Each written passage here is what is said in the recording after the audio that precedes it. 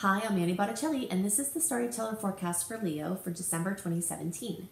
Go to my website, anniehelpsyou.com, see what's new on there. Also, check out my new website, cozybysweetstarlight.com, where you will find written horoscopes for each sign, written by me for the first time ever. Also, you will find perfect reads for each sign based on the astrology for you, and lots of other really exciting things. So check it out, cozybysweetstarlight.com. So what's going on in the month of December? We've got the big wrap up I'm calling the theme of the month for everyone. I'll get into lots of details about that, as well as why you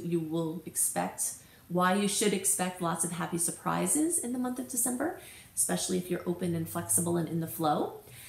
So we'll talk about that, but first I want to talk about some things specific to Leo. And this is centered around Saturn moving into the 6th house. This is not happening for all of you. It's only the early degree placements, 0 to 9 degrees if you're watching for your rising sign, or the first 10 birthdays or so. You're having Saturn move into your 6th house. When Saturn leaves a house, it brings gifts. Saturn does hazing. It has heaviness. It brings difficulties. It brings hard work. Sometimes it brings fruition and accomplishment too. But when it leaves the house, it brings gifts. So you early degree placements, you're set up to receive your gifts soon. The house that it's leaving for you early degree placements is the same house it's still working on for you middle and late degree placements. So you still have some more work to do to get the Saturn leaving gifts, but you still can get gifts from Saturn being there, depending on how you frame it. A lot of times gifts come from a perspective, okay? So it's very important that you're aware that you have say in that. So what is Saturn moving into the 6th house about? I'm calling it your whole new perfect system. Saturn moving into the 6th house can put pressure on your current daily system, your exercise regimen, your health, your diet, what you do every day, how you live, your workspace. Saturn tests the weak links so that you can strengthen them, so that you can make them stronger, so that you lay a foundation for that house for the future. So that's what it wants from you.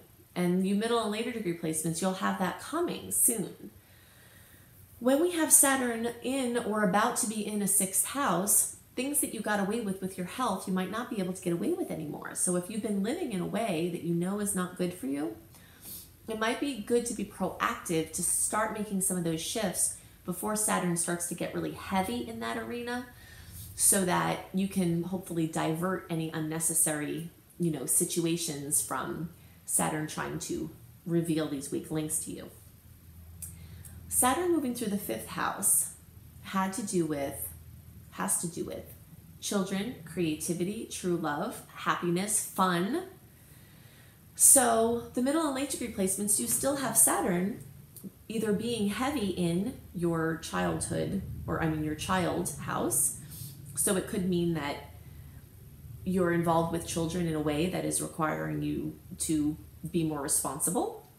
It could mean that your kids need more attention. It could mean that you're creating systems for children, doing something groundbreaking or foundational for children.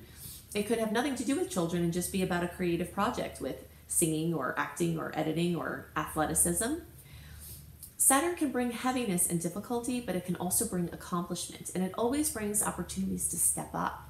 So if you're not already stepping up with stuff with children, creativity, your romantic experience, your happiness, your fun, Saturn is egging you along to do that. And the degree to which you listen to these weak links that are being brought up by Saturn and you resolve them, that's the degree to which you'll experience these positive and long-lasting gifts when Saturn finally leaves. So the early degree placements, your gifts in children, creativity, true love. Sometimes someone has a romantic partner of consequence, or the one come when Saturn leaves the 5th house. It's like they have all of this experience of what love isn't when Saturn moves through there, and then when it leaves, then you can get the gift of what love is because you did the work to resolve the issues as to why you were attracting that into your life. The same thing with relationships with children. Being a parent is the hardest job in the world. Being a step-parent, I don't want to say it's harder, but it has its own challenges that go along with it separate. So step-parents, people, adoptive parents, people who are fostering, people who are working with children or helping with children out of their own will or desire or not by any desire of their own, it's the hardest job in the world. They will bring up every single thing. So you get to welcome it and embrace it and step up to it, or you get to feel victimized by it. So you change your perspective and you change the experience. So it could be that you've worked hard in these areas and now things are coming to fruition, and that there's more, and some parents and children could actually be working on projects together. Saturn can often talk about a project being worked on together. So you could be working on something, a parent-child project, or it could be a creative project that you're working on. And when Saturn gets out of the 5th house, then it can come to fruition. I had, when I was writing my first book, I had Saturn moving through the 5th house. It was very heavy. It was difficult, but I knew how to get the better end of it. And when it was done, that's when I published it. So it was lightness, and then things just started to flow very easily for my writing after that. So for those of you who are trying to have children, don't get down. If Saturn is there, it's revealing weak links. There might be genetic things or other medical things that you need to know about, things in your relationship or your work or how you handle stress, or something with your health might need to be strengthened. But keep your chin up, because when Saturn leaves, it increases the odds that the gift from the work that you've done can be better. And that goes with anything having to do with the 5th house. So those are the things that are most on my mind for Leos. Now I want to talk about these happy surprises, the dates that those are more likely, the dates to look out for as far as some challenges, how to use this month in the best way, because there's so much magic this month. There's a ton of optimistic, lighthearted Sagittarius energy, lots of fun and frolic. So if you can be flexible and open, you'll be more able to draw in the magic that wants to come in. So the theme of December 2017 for all signs, I'm calling the big wrap up. Usually at the end of the year, we have some semblance of wrapping up the energy of the year, but that's not always astrologically synced. However, this year it is. So at the end of this year, not only are we ending out the month, the year, in a Mercury retrograde, which carries its own energy of wrapping things up, we're also ending the year with Saturn leaving Sagittarius. And it's been in Sagittarius since the end of 2014. So we've got this double energy of this, well, triple really, from Mercury, Saturn, and the end of the year, this big wrap up. So the Mercury retrograde energies will be strong all month long. If you can do your shopping early, that's why I post these early. So if you're watching this in November, then I recommend you try to get your shopping done by November 15th. If you can, try to slip in some more by the new moon of, around the 21st of November, if you can, because that will minimize breaking of things coming that weren't ordered, people not liking their things. When we buy gifts in Mercury retrograde, they have a shorter shelf life than we usually intend them to. And when we buy a gift for someone, we usually want them to like it and have it for a long time and for it to make it in one piece.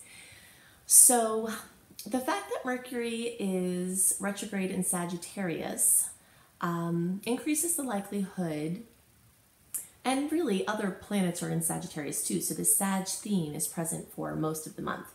And that increases the likelihood of focus on writing, publishing, editing, speaking, things having to do with learning, teaching, religion, spirituality, occurrences with the church, your church, different countries, different different cultures, different languages, international business, anything having to do with, a wide breadth of things. So this is a fantastic time if you're a writer or if you have any artistic projects to wrap them up. The more you can tie together loose ends this month, the more you'll be ready to push things forward when we have the last open window before the wall of retrogrades in 2018. So starting January 12th, although there are a couple of days before then that are pretty good for many things. But from January 12th through February into the very beginning of March, we have our last open window that is not completely covered by personal planets being retrograde in 2018. So if you've got something that you want to get out into the world, of course, follow your intuition. If it's not the right time, it's not the right time. But the more things you can push out in that period of time, then you can use the retrogrades to go back over things. Now, if you're not certain about the thing you're launching, maybe it's better to let the retrogrades change and mold them before you actually launch after that long stretch of retrogrades. So the energy of Sagittarius is very lighthearted. It's fun, it's optimistic, it's adventurous. So I'm sure that many people are going to be having lots of adventures from this predominance in Sagittarius energy this month. The tone of the month changes towards the end as the planets start to get into Capricorn. Capricorn is more stern. It's, the ruled by Saturn, who is the taskmaster. It's a great time to get your taxes done. That's something great to align your energies with every year by doing your taxes early, because that Capricorn energy is amazing for business focus, tedious things like looking up numbers, organizing things. So any other projects that you need focus, to be productive, to have efficiency, to have goal setting, Sag is not great for that, but Capricorn is great for that. So you'll have a mix this month. So Sag will probably bring lots of fun, could bring lots of projects, people, things from the past with the Mercury retrograde, and then the Capricorn energies will start to come in and make things more serious and more down to business. Now, this theme of getting down to business is going to be continued for a long stretch of time, because when Saturn moves from Sagittarius, where it's been for years, into Capricorn, it's going to stay there for years. But Saturn rules Capricorn. So I believe that Saturn's going to be much happier and the energies will be much more coherent moving through Capricorn than they were moving through Sagittarius, because Sagittarius and Capricorn energies, which Saturn rules, so Saturn moving through Sagittarius is like the mixing of Capricorn and Sag energies, and they don't mix very well. So when Saturn gets into its own sign, whenever a planet is in its own sign, it's always happier there. So hopefully that will be a relief for everybody.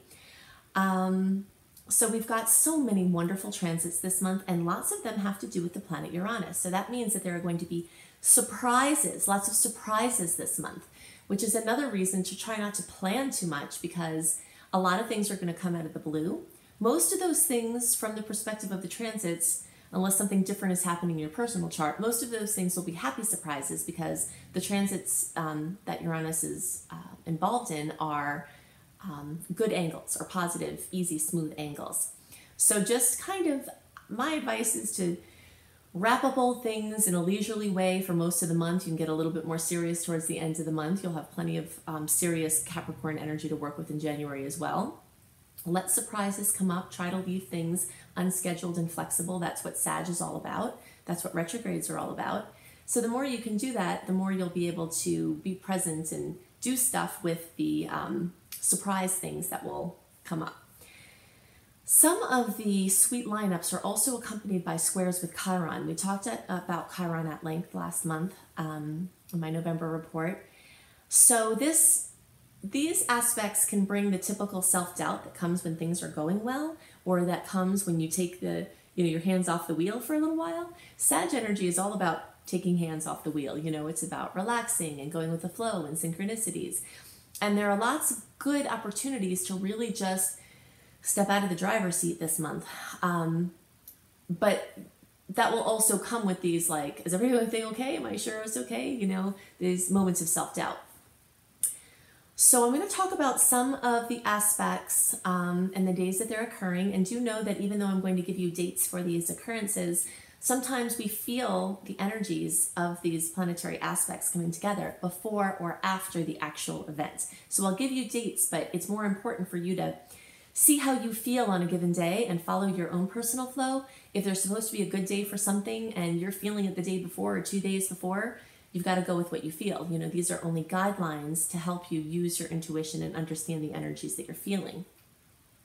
You can also get a more detailed write-up that I send out every month, where I write the dates and the aspects and some energies that go along with them, so that you have a visual of this. And I send them out a month early, just like I post the horoscopes a month early. So if you go to AnnieHelpsYou.com and sign up for my email newsletter, then you'll get that information. If you've signed up for my newsletter and you're not getting the newsletter, there's something up with your inbox or your email service, because I send them out religiously every month early. I always have for years, and that is my that's my schedule. So there's something happening where the emails are going into your social or promotions or events folders or into spam, because I definitely send them out. So you can get with me or my customer service team on my website, anniehelpsyou.com, if you're having trouble figuring out where those emails are going, and we'll figure it out. I do send out in the welcome letter some information, and actually on the landing page when you sign up, information on how you can better make sure that things go into your inbox.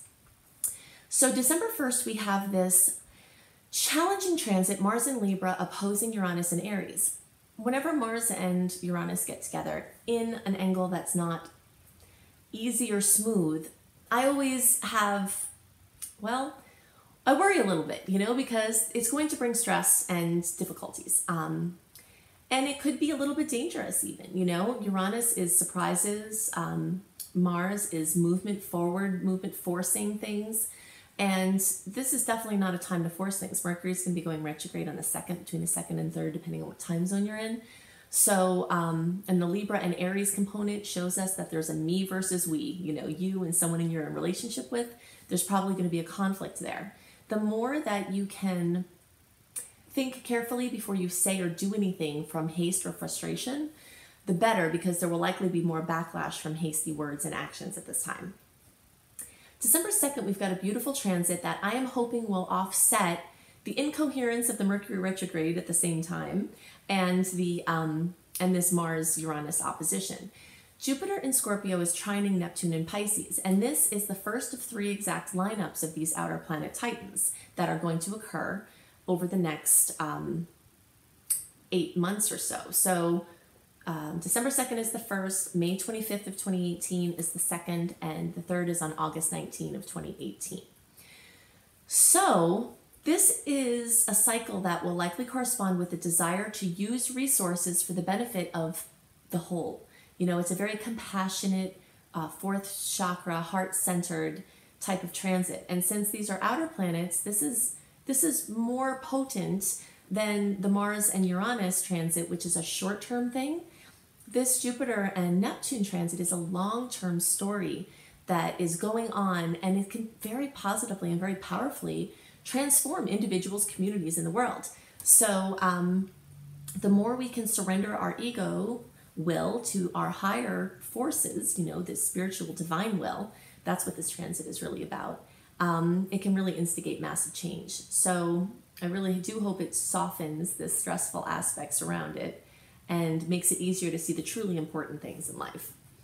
So on December 2nd or 3rd, depending on your time zone, Mercury will go retrograde at 29 degrees of Sagittarius. It will move back to 13 degrees during its journey retrograde. So if you have Sag planets between 29 and 13 degrees, I know I have a ton of them myself, you'll be most affected by this because those retrogrades are going to be going back over those planets. So, it's time to wrap up and make ready for new is basically the story, and try not to plan things and just leave room for adventures. Because even in retrograde, when Mercury's in Sagittarius, adventures, going to places from the past, running into people from the past is very predominant.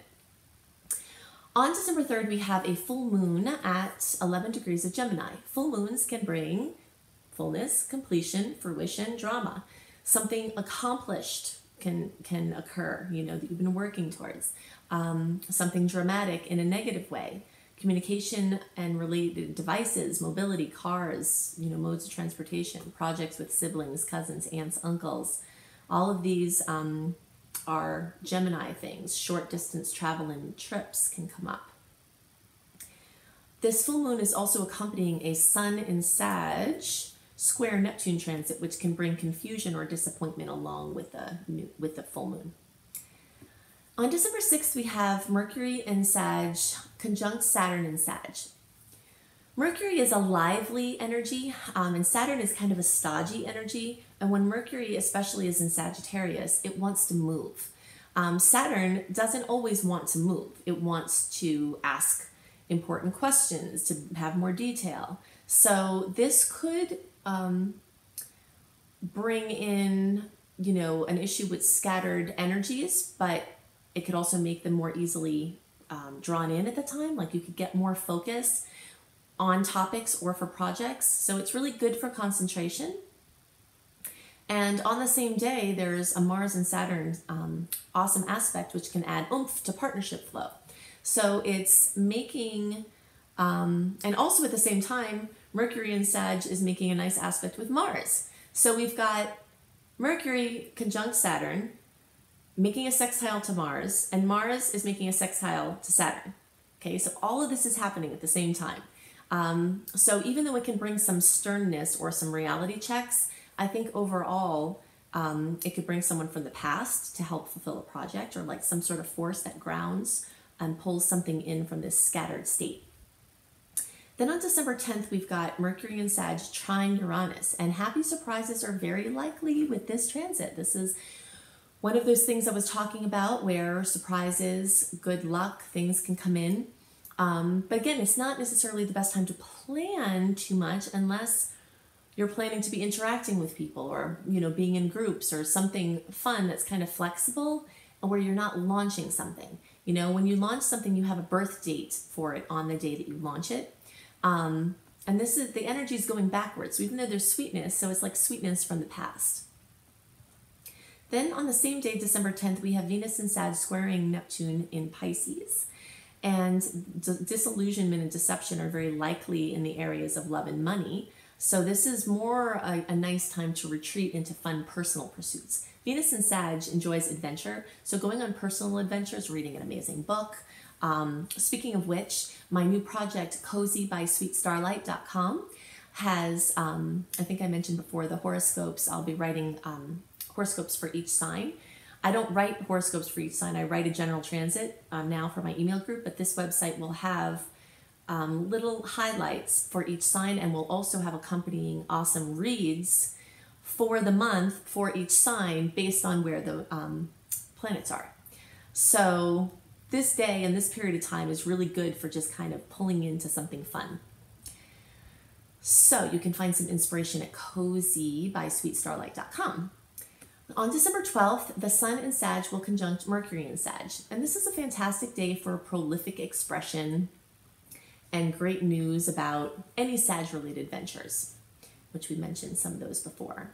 So on December 15th, Mercury then makes a conjunction to Venus in Sagittarius. So there's just this busy energy in Sag, things joining up, personal planets joining up, personal planets joining up with outer planets. And so much of this is occurring in the sign of Sagittarius. So lots of things coming from the past. So flexibility, open communication can bring surprises now, you know, wonderful surprises. This is one of those aspects that I discussed, that the more you can be open and just sort of go with the flow, that you'll happen upon wonderful adventures. At the same time, the Sun in Sag is making a square with Chiron. I mentioned this earlier, that throughout the month, wherever we seem to have these surprises, happy surprises, there's also this square with Chiron that's kind of like, yay, this is great. And then it's like, oh wait, is everything okay? It's so good that I'm worried that everything's not okay. You know, the self-doubt tends to come in with those Chiron squares.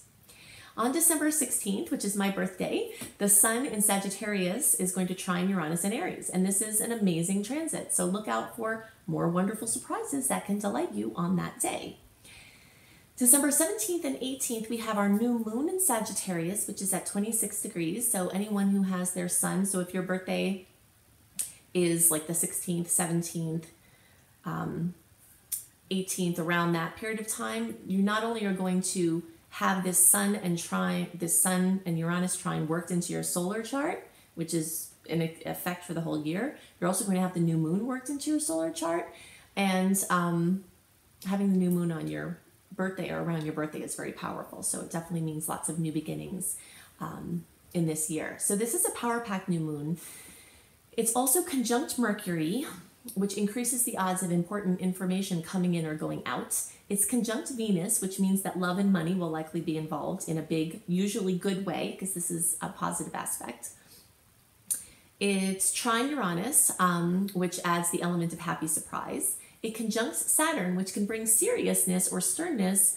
I always call a reality check when Saturn's involved, but it could just mean something gelling that you've been working on for a long time, like something that you put into works in the past could see movement during this time.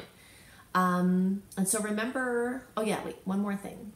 Square Chiron. So many squares to Chiron this month, which can bring overwhelm and self-doubt. So all of that is happening at once, but most of it is is very positive. There's just a couple of little tweaks there that might bring some things up. So it's time to make your new moon wishes in everything Sagittarius, and you can go to my website, anniehelpsyou.com, click on blog, go to astrology, and look for the making powerful new moon in Sagittarius wishes. So if you just do a search for new moon Sagittarius, it will take you there. What things to wish for during the new moon in Sag, where you can lift your wishes up in a bigger way when you align them with the energies of Sagittarius wishes. And you can also look at my video, Making Wishes Come True. If you just search for Annie, Making Wishes Come True in any search engine, that should pull up that video. So you can make the most of those new moon wishes. On the 20th, we've got a Venus in Sag trine Uranus. Yet another Uranus aspect that's wonderful, involving love, involving money. Once again, Venus is also square Chiron at the same time. So it's possible that advances in love or money could bring up old insecurities, you know. That's the way that I'm reading that as a potential. I'm sure there are many other potentials. December 21st, when we have our solstice time, the Sun in Capricorn is conjunct Saturn. This can be kind of a somber time. It can be a heavy time. It can be a little bit depressive, or it can be super productive. You know, every sign, every planet, every placement has this range of potentials that span from lower to higher, you know, and so the same things that can be serious or heavy or kind of decreasing your vitality could also be fantastic for business and long-term goal attainment and super productive and very grounding. On December 22nd, Mercury goes direct at 13 degrees of Sag. So this transit ends today, but the shadow period runs until January 12th. So if you want to do some launches and get some stuff done and out in the world, try to wait until closer to January 12th. When I do the January report, I'll give you some dates a couple of days before, like around the 12th, that if you have to start to get some stuff done that you can, even though the shadow period isn't passed yet. But look out for mishaps in communications and schedule shifts all month, and especially around the days that Mercury goes direct and retrograde. So around the 2nd and 3rd and around the 22nd, those couple of days before and after it changes direction, there's just more confusion, more mishaps, more rescheduling. If you can avoid scheduling anything on those days, that would be amazing. You know, sometimes life isn't like that, but you'll see the wisdom of trying to keep things lightly scheduled as you track this more yourself. On December 25th, Venus in Capricorn is conjunct Saturn in Capricorn. So this can either bring hard news in love or money, or hits to self-esteem, because again, Saturn can be this kind of heavy taskmaster and Venus rules love or money. But alternatively, it can be amazing for business, work, or long-term relationships and goals. You know, so something can gel for your work, something can gel for your love life in a very magical and permanent way. On December 27th and 28th, Mars in Scorpio trines Neptune, and this transit can bring delightful inspiration and deep insights. So it's great for going on a creativity bender or bonding with someone else in wonderful ways, or bonding with spirit, you know, just connecting with spirit. So these are the things that are most on my mind for the month of December. Again, go to anniehelpsyou.com to get my written report. Go to Cozy by Sweet Starlight to start to check out my monthly horoscopes, as well as Astrology for Wellness and a massive amount of other awesome blog topics. I think that you'll love my new site. Check out my husband's videos for the month. Sometimes he posts them a little bit after me, but he'll always get them up in a timely manner. So his website is IamHelios, IamHelios.com, and see his tarot scopes, what he has to say for you for the month. And you can also check out my Astaria School of Practical Magic, which is another fun project that I have going on my website, anniehelpsyou.com. So I hope you have a wonderful month, and I'll see you next month. Bye.